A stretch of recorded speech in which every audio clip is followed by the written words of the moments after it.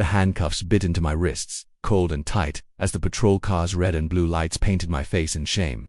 I, Yolan Carter, a 16-year-old with dreams bigger than the Seattle skyline, sat trapped, accused of stealing a $600 jacket I'd saved every penny to buy for my dad's 50th birthday. The crowd outside Verve Couture, a boutique on Pike Street, gawked, their phones filming my humiliation, while the store manager, Margaret Voss, stood smugly, arms crossed, her lie to the police. He's a thief, aggressive, dangerous, ringing in my ears. My heart pounded, not just from fear, but from the betrayal of a world I thought I could trust. My sketchpad, filled with mural designs I'd hoped to show Dad, lay open on the seat beside me, its pages mocking my shattered plan.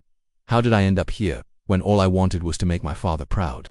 It started an hour ago when I walked into Verve Couture, my $600 in cash in from months of painting neighbors' fences, tutoring kids in math, and skipping new sneakers burning a hole in my pocket.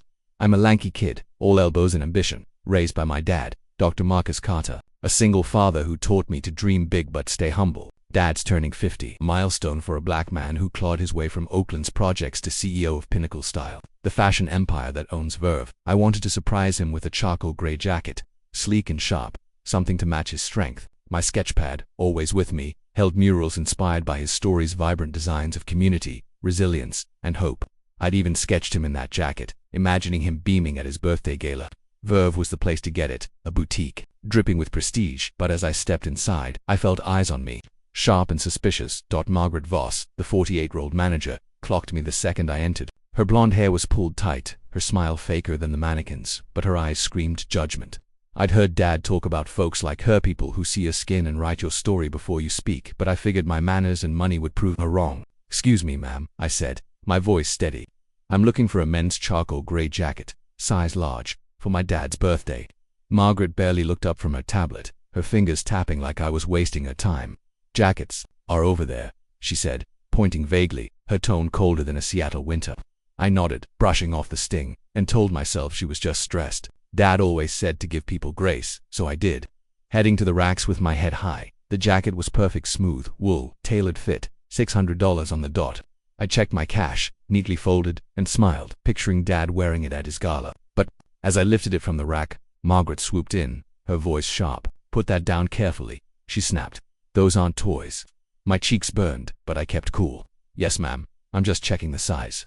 "I've got the money," I said, hoping my politeness would thaw her. She scoffed, her eyes narrowing. "Money? Sure you do." Her words cut, but I swallowed hard, refusing to let her ruin this. I browsed more, touching each item like it was glass, my artist's hands gentle from years of sketching. My murals, drawn in that sketchpad, were my way of speaking, bold, colorful, unapologetic. I wanted this gift to speak the same way for Dad. But Margaret wouldn't let up.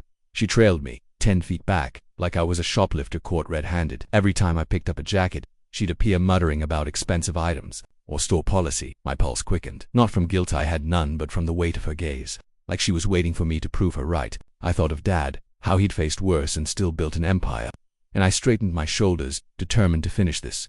When I brought the charcoal jacket to the counter, my $600 ready, Margaret's face twisted like I'd insulted her. "That's $600, she said, slow and loud, like I was too dumb to get it. "I know," I said, laying out the bills, each one a testament to my hustle. For a split second, her eyes widened, but then they darkened, and she leaned in close. "Where'd a kid like you get this kind of cash?" she demanded, her voice a blade of blinked throne. "I earned it, ma'am, painting fences, tutoring. It's for my dad." Her lips curled into something cruel, not a smile, but a challenge. "I don't believe you," she said, loud enough for the other customers to turn. "Kids like you don't have $600 unless it's dirty." My heart sank, the truth dawning. This wasn't about the money, it was about me, my black skin, my hoodie, my youth. Dad had warned me about moments like this, when the world sees a threat instead of a kid with a dream, but the reality hit, like a freight train. "I can prove it," I said, my voice shaking. "I've got receipts, or I can call my dad." But Margaret was already on the phone, her eyes gleaming with power. "No excuses," she said. "You're done here." She dialed, her voice rising as she spoke. "This is Margaret Voss at Verve Couture on Pike Street. I've got a young black male trying to steal a jacket. He's got suspicious cash and he's getting aggressive. Send officers now." The word aggressive twisted my gut. A lie, so bold it stole my breath. I wasn't aggressive, I was polite, calm, everything Dad taught me to be.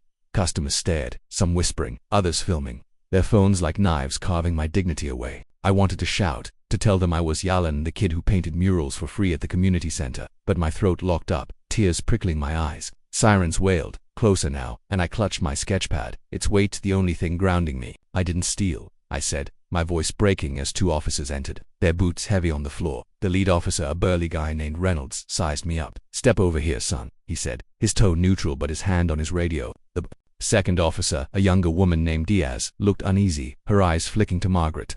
"I didn't do anything," I said, my words spilling out. "I have $600 to buy the jacket." "She's lying," Margaret cut in, her voice dripping with fake concern. "I saw him shove something in his bag. He's been sneaky since he walked in." My stomach lurched. She was making it up, and they were listening. Reynolds motioned for my bag. "Let's see it," he said. I handed it over, my sketchpad falling out, a mural of Seattle's waterfront spilling open. Diaz paused, glancing at it, but Margaret scoffed. "That's just a trick. Check his pockets." Reynolds searched my bag, finding only my wallet, phone, and sketches. "Nothing here," he muttered, but Margaret insisted. "He's hiding it somewhere." Diaz spoke up, her voice soft. "He's got $600 in cash, ma'am. Maybe we should check the cameras." But Margaret crossed her arms, unmoved. "He's a thief, and I want him gone." Reynolds sighed, pulling out handcuffs. "Turn around," he said, his voice heavy, like he wasn't sure but had no choice. The cuffs clicked shut, cold and final, and I bit my lip to keep from crying. The humiliation searing my chest. Customers filmed, their whispers a chorus of judgment, and I wondered how I'd face Dad after this. I'd wanted to honor him, but now I was a spectacle, my dreams reduced to a lie. "Can I call my dad?" I asked, my voice barely audible. Reynolds nodded, but Margaret barked. "No calls. He waits." Diaz, looking conflicted, slipped me my phone when Margaret turned away. I texted Dad, my fingers trembling. "Dad, they're arresting me at Verve. I didn't steal. Please come." In the patrol car, the Seattle drizzle streaked the windows, blurring the crowd outside. My sketchpad lay open, a mural of Dad in that jacket staring back at me. I thought of him, probably in a boardroom, leading Pinnacle style, the company he built against all odds. He'd faced racism, doubt, and betrayal, yet he taught me to believe in a world that could be better. Now, I wasn't so sure. Margaret's lie wasn't just about MIT, it was about every black kid who dared to dream big. I'd felt her contempt from the start, the way she'd ignored my politeness, dismissed my money, and invented a crime to fit her story. Her smugness wasn't just prejudice, it was power, a need to control who belonged in her world. I later learned Margaret had clawed her way to manager after years in low-end retail. Her bitterness hardening into a gatekeeper's zeal. She saw herself as Verve's protector, deciding who was worthy of its luxury. An Aja black teen in a hoodie was her enemy. Inside the boutique, a cashier named Elena, a 22-year-old Latina saving for nursing school, watched it all, her hands shaking as she rang up a customer. She'd seen Margaret's bias before, fawning over white shoppers, shadowing anyone who looked out of place. Elena had a cousin my age, and the thought of him in cuffs made her stomach churn.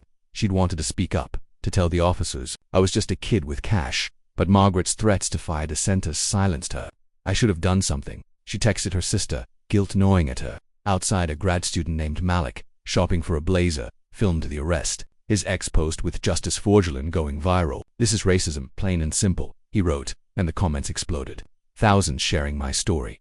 The screech of tires snapped me out of my thoughts. A black Range Rover skidded to a stop, and Dad Dr. Marcus Carter stepped out, his tailored suit sharp, his dreadlocks pulled back, his eyes blazing with a fury that could shake the earth. He was my rock, the man who'd built Pinnacle from nothing. And now he was here, striding toward Verve like a storm ready to break.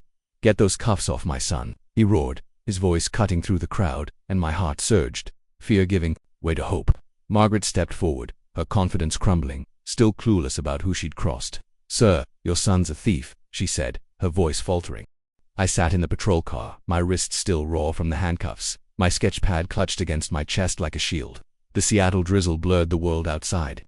But I could see Dad Dr. Marcus Carter striding toward Verve Couture, his tailored suit cutting through the crowd like a blade. His voice, sharp with fury, echoed in my mind. "Get those cuffs off my son." My heart, bruised from Margaret Voss's lies, surged with a fragile hope. "I'm Yolan Carter, 16, and I'd never seen Dad like this, not in his boardroom stories, not in the murals I sketched of him as my hero. He was a storm now, and Margaret, the manager who'd called me a thief for trying to buy a $600 jacket, had no idea she'd awakened a force she couldn't control. But even as relief washed over me, fear lingered, not of the cuffs, but of what this moment meant.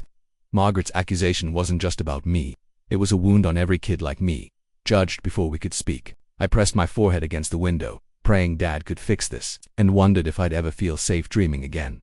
Inside the car, Officer Diaz, the younger cop, stood guard, her eyes darting between me and the growing crowd.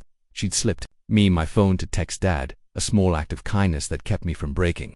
Officer Reynolds, the burly one, was inside Verve with Margaret, probably swallowing her story about me being aggressive. I wanted to scream that I'd been polite, that I'd saved $600 from painting fences and tutoring to buy Dad a birthday gift.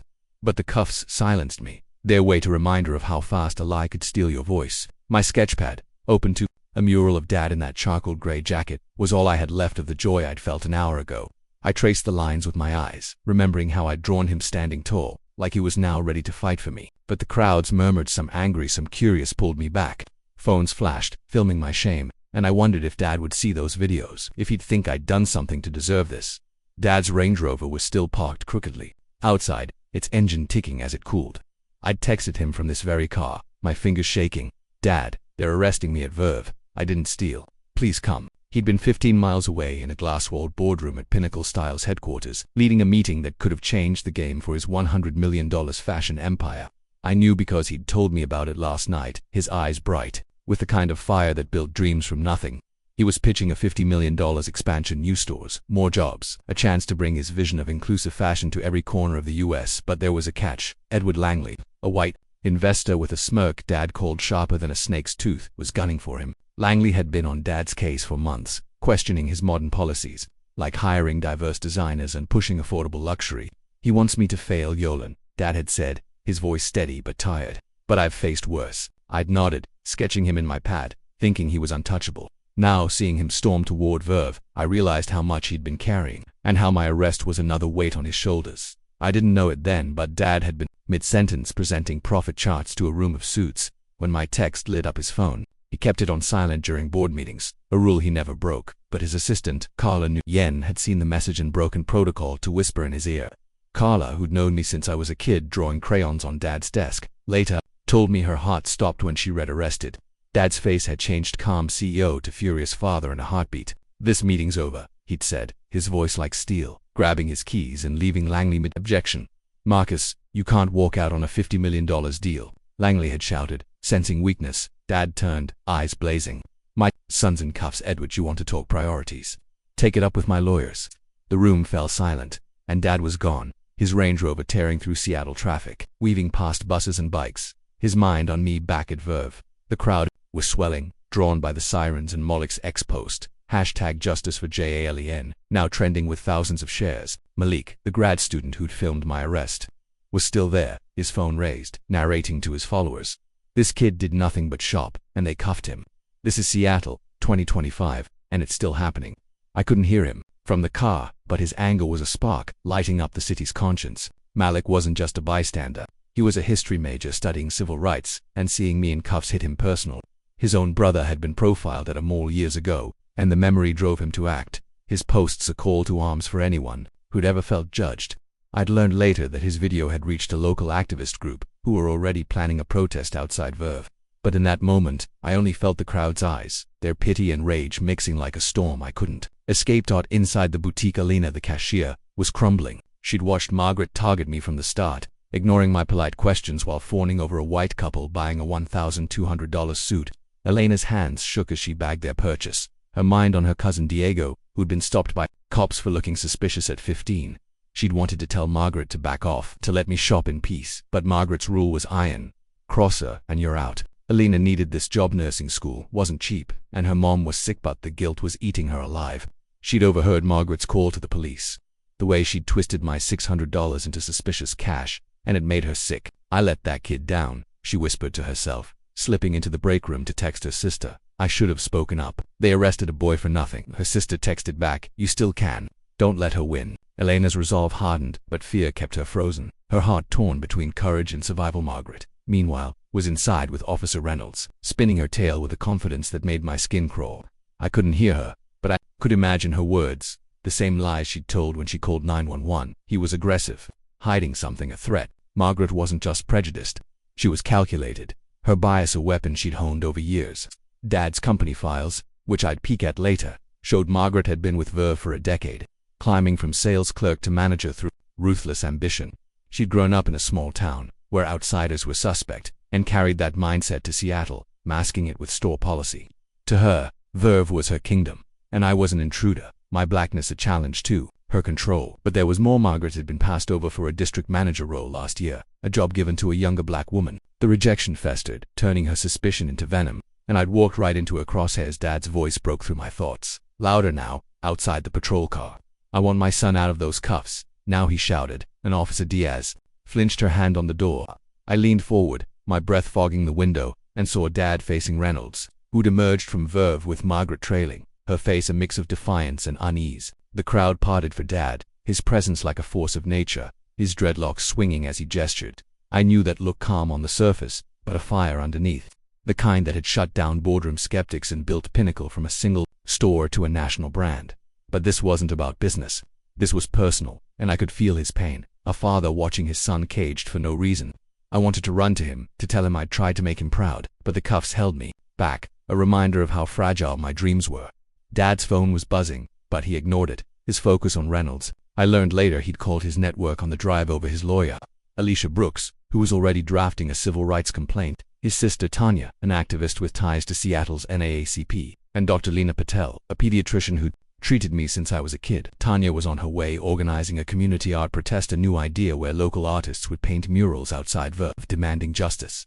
Dr. Patel was prepping to check me for trauma, her voice calm but urgent. When Dad called, "Marcus, get yelling out of there." This could scar him for years. Even the police chief, Sarah Coleman, was on alert, a friend of Dad's from his charity work. "Marcus, I'm looking into it," she'd said, her voice tense. "If this is a false arrest, heads will roll." Dad's mentorship network, a program for young black entrepreneurs he'd founded, was also stirring, with mentees spreading #JusticeforJALEN across X, turning my story into a movement. I couldn't see it all, but I felt the energy shifting. The crowd was louder now, chanting "Let him go." As Moloch's post hit 10,000 shares, a new hashtag Art for Justice, emerged, tied to Tanya's protest plan, with artists pledging to paint my story on Seattle's walls. I didn't know it, but a barista named Sam, who worked Verve's cafe, had slipped Malik a security code to access the store's footage, a risky move that could expose Margaret's lies. Sam, a quiet 19-year-old saving for art school, had watched Margaret's bias before snapping at black customers, smiling for white ones, and my arrest was his breaking point. "I'm done staying silent," he'd whispered to Malik, his hands shaking. Sam's own dream was to paint murals like me, and seeing my sketchpad fall open during the arrest hit him hard. He wanted to help, even if it cost his job. Inside my chest, emotions churned: relief at Dad's presence, anger at Margaret's cruelty, and a gnawing fear that this would change me forever. I thought of Dad's stories, how he'd faced racism. My heart slammed against my ribs as I sat in the patrol car, the Seattle rain streaking the windows, my sketchpad still clutched like a lifeline. The handcuffs were gone. Officer Diaz had unlocked them moments ago, her hands trembling after Dad's thunderous demand, but the sting of Margaret Voss's lies lingered, raw and heavy. "I'm Yolan Carter, 16, and I'd come to Verve Couture to buy a $600 jacket for my dad's 50th birthday, only to be accused of theft because of my black skin." Now Dad, Dr. Marcus Carter, CEO of Pinnacle Style, was outside, his voice a blade, cutting through the crowd. "You've got 10 seconds to free my son, or this becomes a federal case." Margaret, the manager who'd called the cops, stood frozen, her smugness crumbling as Dad's words revealed a truth she hadn't seen coming. He owned the store she'd turned into my prison. The crowd buzzed, phones raised, capturing every second, and I felt a strange mix of relief and dread. Relief that Dad was here fighting for me, but dread that this moment, my humiliation, my innocence, would define me forever. I wanted to run to him, to hide in his strength, but I stayed put, my eyes locked on the scene, knowing the reckoning was just beginning. Dad stood tall, his dreadlocks pulled back, his suit impeccable despite the drizzle. Every inch the CEO who'd built Pinnacle Style from a dream in Oakland's shadows. His eyes, usually warm when he looked at me, were fire now, locked on Margaret as she stammered, her blonde bun unraveling like her composure. "Sir, your son was stealing," she said, her voice high and shaky, clinging to her lie like a sinking ship. "He was aggressive, hiding items, causing trouble." The crowd gasped, some shouting "liar." As Malik, the grad student who'd filmed my arrest, zoomed in with his phone, his ex-post #JusticeforJALEN, now at 50,000 shares, I wanted to scream that I'd been polite, that I'd shown her my $600 in cash, but my throat was tight, the memory of the cuffs still choking me. Dad didn't flinch, his voice low and lethal. "You called the police on my son for shopping in my store. You saw his money and decided he was a criminal. Say it again, Margaret, and see what happens." Her name on his lips was a shock. She didn't know he knew it, didn't know he'd seen her file, her decade of complaints about undesirable customers. I saw her falter, her eyes darting to Officer Reynolds, who looked like he'd rather be anywhere else. Reynolds, the burly cop, shifted uncomfortably. his radio crackling with updates from Chief Coleman, who'd promised Dad answers. "Mr. Carter," Reynolds said, trying to calm the storm. "We responded to a shoplifting call. Ms. Voss said she saw your son conceal items." Dad's laugh was cold, a sound I'd never heard, and it sent a chill through me. Conceal items. My son had $600 in cash, earned from honest work. You cuffed him without evidence, without cameras, without a shred of proof. I felt a surge of pride, but also pain. Dad was fighting for me, but he shouldn't have to. I thought of my sketch pad, the mural of him in that jacket, a gift meant to honor his strength. Now, that strength was tearing down Margaret's lies. But I wondered if it could heal the hurt in my chest. The way her accusation had made me feel small, unworthy. Despite everything I was, Margaret's face was pale now, her hands twisting. As she doubled down, desperation creeping into her voice. I know what I saw. He was acting suspicious, reaching into his bag, probably hiding something. The crowd booed, their anger a wave crashing over her, and I saw Malik shake his head, his camera steady. I wanted to tell them about Margaret, how she'd hovered over me, how her store policy was just a mask for her prejudice. I'd learned, later, from Dad's files, that Margaret had a history complaints from Black and Latino customers, brushed off as misunderstandings. She'd grown up in a small Oregon town, where different meant danger, and brought that fear to Verve, wielding it like a scepter. But there was more. She'd been denied a promotion last year, losing to a black woman Dad had championed. That rejection had festered, turning her bias into a vendetta, and I'd become her target, a kid she could punish to feel powerful again. Her lies weren't just about me. They were about control, about keeping her world the way she wanted it. With people like me on the outside, Dad stepped closer to Margaret, his presence towering, and I saw her shrink, her confidence dissolving like sugar in the rain. "You don't know who you're dealing with," he said, his voice a quiet threat. "I'm Marcus Carter, and Pinnacle style is mine. Every store, every policy, every employee, including you, until about 5 minutes from now." The crowd roared, phones flashing, and I felt a spark of hope, but also a pang of fear. Dad was exposing her, but what about me? Would I always be the kid in cuffs, the one they filmed, the one they pitied? I thought of my murals, how I'd painted hope bright colors, open skies, but right now, all I could see was gray, the weight of Margaret's lie pressing down. I wanted to be strong like Dad, but my hands shook, the sketch pad slipping too. The car floor, a reminder of the dream I'd almost lost. Officer Diaz opened the car door, her voice soft. "Yell on, come out, your dad's got this." I hesitated, my legs unsteady, but I stepped onto the wet pavement, the crowd's cheers washing over me like a tide. I saw Alina, the cashier, standing at Verve's entrance, her eyes red, her hands clasped tight. She'd been silent when Margaret accused me, but now she looked ready to break, her guilt a mirror to my pain. I didn't know it then, but Alina had made a choice in the break room, texting her sister, "I'm telling the truth no matter what." She'd slipped Sam, the barista, her phone to record Margaret's lies, a risky move that could cost her job but might save me. Cousin Diego had faced profiling, and my arrest had cracked her silence, pushing her to act. Her redemption was starting, a quiet courage I couldn't yet see, but it was there, growing like a seed in the chaos. Dad's lawyer, Alicia Brooks, pulled up in a sleek sedan, her briefcase in hand, her face all business. She'd been Dad's rock for 15 years, navigating lawsuits and deals. And now she was here for me, her eyes scanning the scene like a hawk. "Marcus, I've got the civil rights complaint ready," she said, loud enough for Margaret to hear. "False arrest, racial profiling, this is a federal matter." Margaret's knees buckled and she grabbed a lamppost, her world unraveling. I felt a flicker of pity, then pushed it away. She'd chosen to see me as a threat instead of a kid with a dream. Dad's sister Tanya arrived next, her NAACP badge gleaming, a megaphone in hand. She was organizing the art protests, artists already gathering with paint cans, ready to turn Verve's walls into a canvas for justice. "This isn't just about Yolan," she shouted to the crowd. "It's about every kid judged for their skin." I felt a swell of pride, but also pressure. My story was bigger now, a symbol, and I wasn't sure I was ready for that weight. The truth came fast, like a dam breaking. Sam, the barista, emerged from Verve, his phone raised, showing footage he'd pulled with Elena's code. "I've got the security video," he yelled, his voice cracking with nerves. Sam, 19 and dreaming of art school, had seen my sketchpad during the arrest, its murals sparking a kinship. He'd risked his job to help, driven by a memory of his own, a teacher who'd called his art gang graffiti because of his brown skin. The crowd hushed as Sam played the footage on his phone, projected onto a nearby wall by a tech protester. It showed me entering Verve, polite and careful, asking for the jacket. Showing my $600, it showed Margaret's cold dismissal, her hovering, her lies about me hiding items. The crowd gasped as the video caught a sneer when I laid out my cash, her voice clear. "Kids like you don't belong here." My chest tightened, the proof a relief but also a wound. Her words, captured forever, were the truth of what I'd felt. Malik's ex-post exploded, now at 100,000 shares.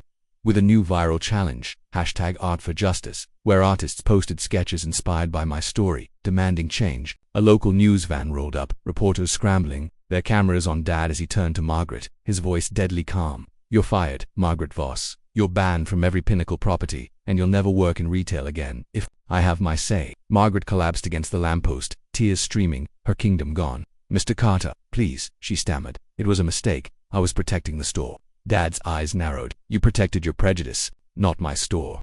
You hurt my son, and that's unforgivable." I wanted to cheer, but my heart was heavy. Justice was coming. But the scar of her lie would stay with me, a mark I'd carry in every store I entered. Alicia stepped forward, addressing Reynolds. "Officer, you arrested a minor based on a false report. No evidence, no footage. That's a violation of his rights." Reynolds, sweating now, tried to explain. Ms. Voss was convincing. "Ma'am, we followed protocol." But Dad cut him off. "Protocol doesn't cuff a kid with $600 in cash. You didn't check cameras, didn't question her story. You saw his skin and believed her."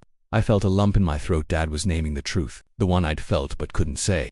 I looked at Alina, who was crying now, stepping toward Sam. "I saw it all," she said, her voice shaking but clear. "Yolan did nothing wrong. Margaret targeted him from the start." The crowd cheered, and I met Elena's eyes, seeing her guilt and courage, a mirror to my own fight to stay strong. The Seattle rain had stopped, but the air outside Veuve Couture was electric, charged with the crowd's cheers and the hum of news cameras capturing the murals blooming on the boutique's walls. I, Yolan Carter, stood beside Dad, my wrists free but my heart still heavy from Margaret Voss's lies. At 16, I'd come to buy a $600 jacket for Dad's 50th birthday, only to be cuffed and called a thief because of my black skin. Now, Dad, Dr. Marcus Carter, CEO of Pinnacle Style, had fired Margaret, exposed her prejudice, and turned my pain into a rallying cry. The security footage, Sam's bravery, Elena's testimony, and Moloch's viral ex-post had cleared my name, but the scar of that day lingered, a quiet ache I couldn't shake. As Dad vowed to the cameras, "No one shops in fear in my stores." I gripped my sketchpad. Its murals a reminder of the dreams I'd nearly lost. The crowd chanted #Justice for JALEN, but I wondered if justice could mend what Margaret had broken, or if I'd carry this moment like a shadow forever.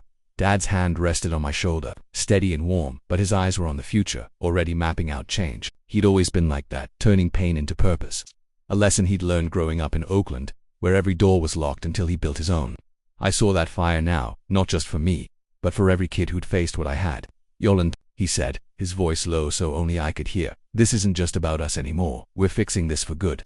I nodded, wanting to believe him, but my mind kept replaying Margaret's sneer. The cuffs, the crowds, stairs, my sketchpad, open to a mural of Dad in that charcoal jacket, felt heavier, its colors muted by the memory of being judged. I was proud of Dad, proud of the artists painting my story, but inside I was still the kid in the patrol car, wondering why my skin made me a target. The next morning, Dad called a press conference outside Pinnacle Style's headquarters, a sleek building near Seattle's waterfront. I stood beside him, my sneakers scuffing the podium, my sketchpad tucked under my arm like armor.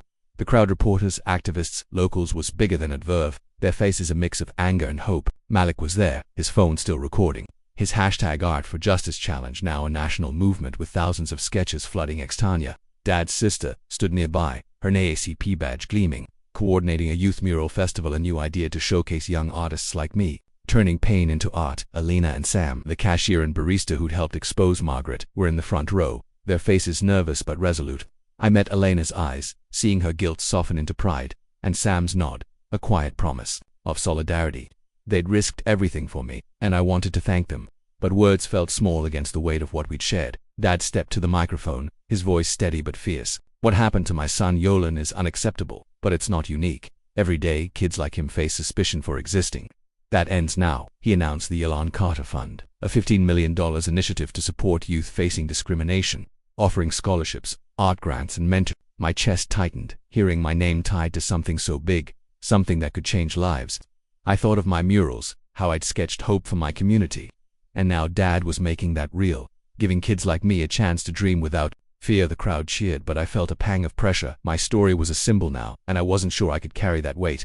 I glanced at my sketchpad, wishing I could draw my way out of the doubt, the fear that I'd always be seen as the kid in cuffs. Dad wasn't done. "Pinnacle Style is implementing mandatory anti-bias training for all 75 stores," he said, his eyes scanning the crowd.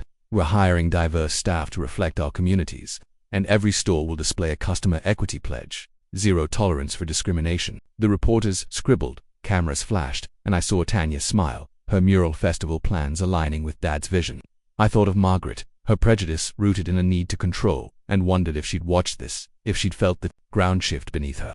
I didn't hate her, not exactly, but I hated what she'd done, how she'd made me question my place in the world. Dad's reforms were a start, but I knew they couldn't erase the memory of her voice. Kids like, "You don't belong here." I wanted to believe in Dad's plan, but my heart was still raw, searching for a way to heal. The community was already moving, faster than I'd expected. Tanya's mural festival was set for next month at Seattle's Olympic Sculpture Park, a new event where young artists would paint live, sharing stories of resilience. I was asked to lead a workshop, to teach kids how to turn pain into art, and the thought both thrilled and terrified me. My murals were personal, a way to speak when words failed, but now they'd be public, a voice for others. Malik, whose ex-post had sparked it all, was helping organize his history major, brain mapping out a national #ArtForJustice tour to bring the festival to other cities. "Yolan, you're the heart of this," he told me later, his eyes bright. "Your sketches started a fire." I wanted to believe him, but I felt more like a spark than a flame, flickering under the weight of my own story. Alina was finding her own path. She'd quit Verve the day after my arrest, unable to work in a place that had let Margaret's bias fester. Now she was training to lead anti-biased workshops at Seattle's community centers, a program Dad funded through the Yolan Carter Fund. I saw her at the press conference, her nursing school dreams still alive, but her purpose sharper now. "Yolan, I'm sorry I didn't speak up sooner," she said, her voice trembling, "but I'm here now." I nodded, forgiving her because I saw her fight, her courage blooming late but strong. Her cousin Diego, who'd faced profiling, was her why, just like Dad was mine. Elena's workshops were a new idea, teaching retail workers and shoppers to spot bias, and I imagined her voice, steady and clear, changing stores one conversation at a time. Her redemption wasn't just for me, it was for every customer who'd felt unwelcome, and I felt a quiet pride in her, a mirror to my own slow healing. Sam, the barista, was another spark. He'd kept his job at Verve, but he was different now, bolder, his art school dreams fueled by the footage he'd shared. He'd started a mural mentors group, a new initiative where young artists like us met weekly to sketch and share stories. I joined their first meeting, nervous but drawn to Sam's quiet passion. "Your sketchpad saved you, Yolan," he said, showing me his own drawings, vibrant scenes of his Mexican heritage. "Let's save others." We sketched together, my murals of hope blending with his, and I felt a piece of myself return, the artist who'd dreamed before the cuffs. Sam's group was small but growing, and I saw its potential, a network of kids like us, turning pain into power, a legacy I hadn't expected but wanted to build. The media kept the story alive. X was flooded with #ArtForJustice sketches, and news outlets ran features on Dad's reforms, calling Pinnacle Style a model for retail. A rival CEO, Laura Kim of Urban Chic, emailed Dad, inspired to adopt his equity pledge. "Your son's story woke us up," she wrote, a note Dad shared with me, his eyes proud but heavy. I felt the weight of that. My pain had sparked change, but it was pain all the same. I started therapy with Dr. Lena Patel, who'd checked me at Verve. "Yalan, what happened was trauma," she said, her voice gentle but firm. "It's okay to feel angry, scared, even proud, all at once." I nodded, my sketchpad open on her couch, drawing as I talked. I sketched the patrol car, the cuffs, but also Dad's face, strong and fierce. Therapy was new, uncomfortable, but it helped me name the fear of being judged again. Guilt for worrying Dad, hope that I could still be the artist I dreamed of. Dad was grappling too. Late one night, I found him in his office staring at a photo of us at my first art show. "Age 10, Yolan, I should have protected you," he said, his voice breaking. "I built this company, but I couldn't keep you safe." I hugged him, my hero, and realized he was human, carrying his own scars from a world that had tried to shrink him. "You're fighting for me now," I said, and he nodded, his resolve hardening. He was planning a national retail equity pledge, a new campaign urging stores across the US to adopt anti-bias policies, with Pinnacle leading the charge. He wanted me to speak at the launch, to share my story, and I froze, the idea both empowering and terrifying. My voice, my murals, could change things, but I wasn't sure I was ready to be seen. Not after the cameras, the cuffs, the crowd. The community kept pushing. Tanya's mural festival grew, with schools and churches joining, and a new youth art council formed, giving kids a voice in Seattle's art scene. I was invited to join my murals, a bridge to other stories. Malik's #ArtForJustice tour was booked for Portland and Chicago, with artists sketching my story in every city. Elena's workshops were packed, retail workers learning to challenge bias, their stories echoing mine. Sam's Mural Mentors group launched a citywide contest, inviting kids to design equity posters for stores, and I was asked to judge, my heart swelling at the chance to lift others. The Yolan Carter Fund had already funded 50 scholarships, kids like me dreaming of art, tech, and more. I read their letters, stories of profiling and resilience, and felt less alone, my pain part of a bigger fight.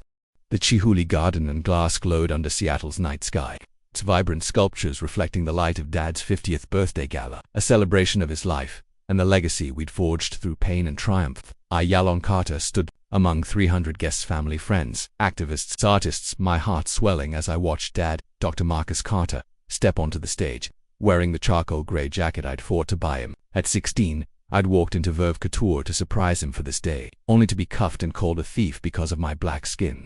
Margaret Voss's lies had shattered my world, but Dad's fierce response, firing her, launching the Yolanda Carter Fund, and sparking a national push for retail equity, had rebuilt it stronger. My sketchpad, once a private refuge for my murals, was now a symbol of change, its designs fueling a movement. As Dad raised his glass, his eyes locked on mine, I felt the weight of our journey, not just as father and son, but as warriors against a world that tried to shrink us. Yet, even in this moment of joy, I wondered if I could carry this legacy, if I could be the artist, the voice the world needed me to be. The gala was alive with color, glass twisting like my murals, each piece a story of resilience. I'd turned 17 quietly, the months since my arrest, a blur of healing with Dr. Lena Patel, whose therapy sessions helped me name the trauma post-traumatic stress from Margaret's accusation. The cold bite of those cuffs, I'd sketched it out, murals of broken chains and soaring birds, turning pain into hope. Tonight, I wore a pinnacle-style suit, its sharp lines making me feel taller, like I could stand beside Dad's strength. The crowd included Alina, now leading anti-biased workshops, Sam, heading the Mural Mentors group, Malik, whose #Art for Justice challenge had gone global, and Tanya, whose mural festival had transformed Seattle. Their presence was a lifeline, reminding me I wasn't alone. I caught Elena's eye, her smile soft with pride, and Sam's nod, his own art dreams now bolder because of me. They'd risked everything to expose Margaret's lies, and their courage mirrored mine, a bond forged in the fire of that day. Dad's voice filled the room, steady but warm, the same voice that had silenced Margaret's prejudice. Tonight, we celebrate not just my 50th year, but a new beginning, he said, his gaze on me. My son Yolan faced a hate I swore I'd shield him from. He went to buy me this jacket, a gift of love, and was met with suspicion, but he stood, tall, and his courage changed us all. The crowd roared, and I felt my throat tighten, pride tangled with the memory of Margaret's sneer. Kids like you don't belong here. It still stung, but Dad's words, and the murals now painting Seattle's streets, told a different story. I wasn't just the kid in cuffs. I was the kid who'd sparked a fire, and that fire was spreading, lighting up lives I'd never meet. My murals had found a voice at Tanya's Mural Festival last month at Olympic Sculpture Park, where I'd led a workshop for kids like me, their brushes trembling with stories of being judged. A boy named Jamal, 15, had painted a window opening to a starlit sky, his own tale of being followed in a mall. "You made me feel seen," he'd said, and I'd hugged him, my heart full. The festival drew thousands, with artists from Oakland, Brooklyn joining Malik's #Art for Justice tour, now a national youth summit planned for DC next year. My mural, a kid breaking free, hands of every color lifting him, hung at Seattle's City Hall, a beacon of hope. Sam's Mural Mentors group had launched a mural archive project, a digital gallery where kids uploaded art of resilience, my sketches among them, viewed by millions. I'd judged their equity poster contest, picking a design by a girl named Sophia, whose image of open doors echoed my own. "You're my hero," she'd written, and I'd cried, seeing my younger self in her words. Dad's speech pulled me back. "Pinnacle style is a model for change," he said, his voice rising. "The Yolanda Carter Fund has supported 1,000 kids with scholarships and art grants, giving them futures free from fear. Our 75 stores have diverse staffs, anti-bias training, and equity pledges at every door." He paused, his eyes glistening. "But this is our fight. Together, Yolanda, join me." My stomach lurched, but I climbed the stage, the crowd's cheers lifting me. I wasn't ready to be a symbol, but Dr. Patel's words echoed, "Your voice is your power."